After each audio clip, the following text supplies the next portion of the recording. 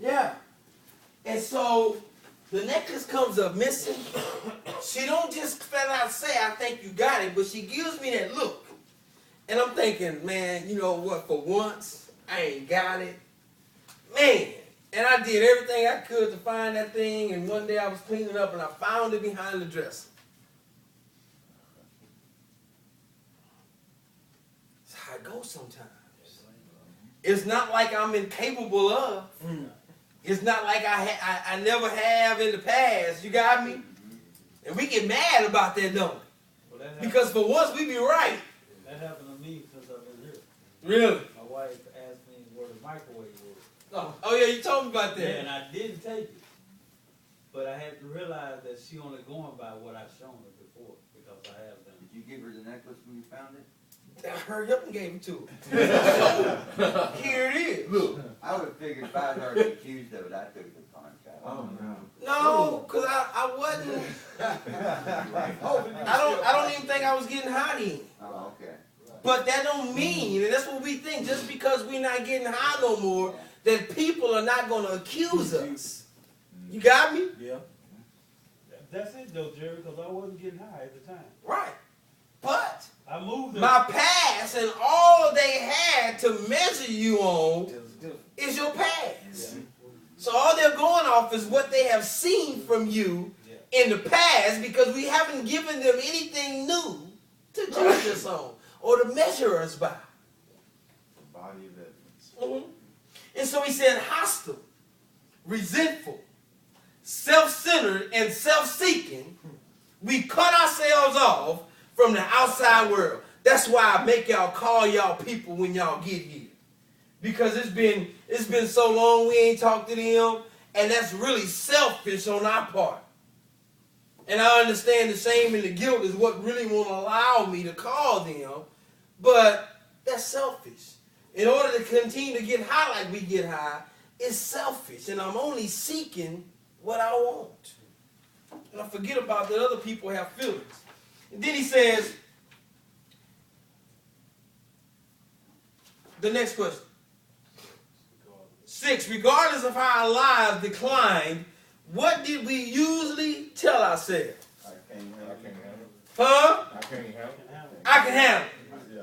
Huh? Regardless of how our lives declined, we told ourselves, I can handle it. I'm okay.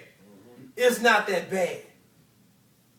And then don't let me find somebody worse off than me, because I'll compare myself to them and say, I ain't that bad. I ain't as bad as him. I didn't do what he did. We see that all the time with the drug use. If I just use the alcohol and I didn't smoke no crack, then, I ain't that bad. If I just smoke marijuana and pop some pills, then I ain't that bad. So is that the disease convincing us that we can handle it, or we convincing ourselves that we can handle it? The disease wants you to think that you can handle it. Right. The disease wants you to think that it's not that bad so that you can continue to use. But in all reality, we know that this thing is out of control. What happened when our addiction was treated as a crime or moral deficiency? Rebellious, driven deep into isolation. Wow, we became rebellious and was driven deeper into isolation.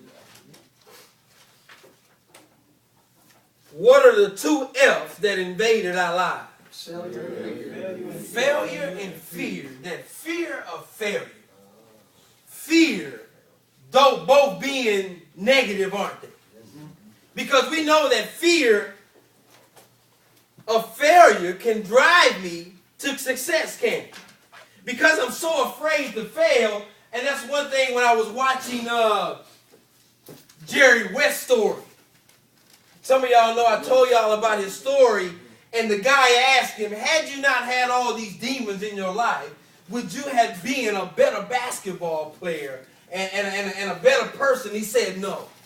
Actually, it was basketball player. Would you have been a better player? He said no, because the fear of failure drove him to be successful. Yes, sir. And so he worked hard not to fail.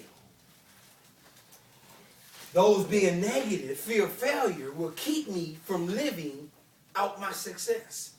And at the same time, fear will stagnate me from doing anything at all. What is one aspect of our addiction?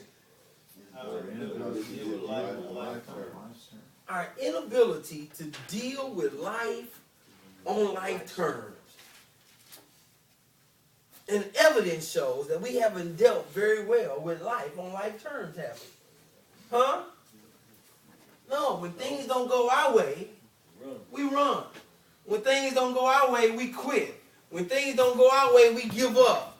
When things don't go our way, we blame others and we don't accept the responsibility that's mine, is it? When things don't go our way, we blame, we justify, we rationalize. And that keeps me in my addiction. What is our ultimate problem? Ourselves. Say it again. Ourselves. It ain't mama. No. It ain't my wife. No. It ain't my kids. No. It ain't the community. No. It ain't the justice system. No. It ain't none of that. No. Huh? Nowhere in this book does it allow me to put the blame somewhere else. Every time I realize that even when I've been wronged, and some of us have been wronged, I still got to look at my part. So that keeps me from keeping score. And I'm a scorekeeper. I add it all up. And in the end, it really don't make a difference anyway. Because everybody else ain't counting. Yeah. You know, that Janet Jackson statement, what have you done for me lately? That's keeping score. 10 says there's no magic formula. What is the real fact regarding switching choices of drugs?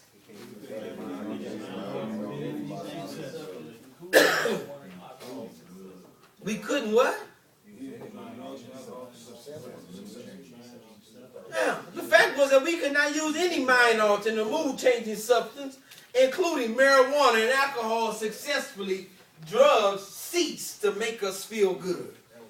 It stopped making us feel good, and what happened was that pleasure side of my brain, because the brain cells on that side got burned up, it keeps me looking for that pleasure, don't it? And when it don't do it, where a beer used to do it, and then a 6-pack used to do it, now it's a 12-pack, and the 12-pack don't do it no more, and now I'm drinking a case a day. And when that don't do it, now I'm drinking a fifth, a pint, whatever.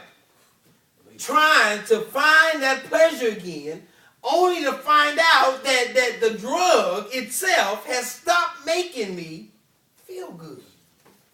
And now, you know what? I'm in a rat race. Looking for that euphoria again. Looking for that first high again. Never to find it no more. That's why getting high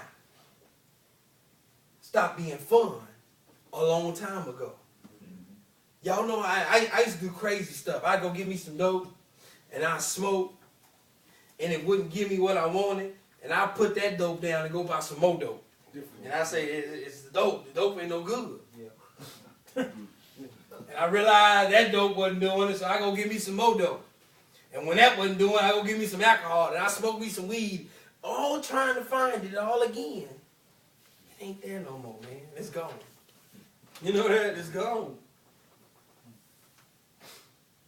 He says, explain our trying to justify our right to use. Especially when we had legal prescriptions, justify our right to use. rationalize the things we did. Especially when we had legal prescription. Oh. Keep us So as long as it's legal and it's coming from the doctor, then it's okay.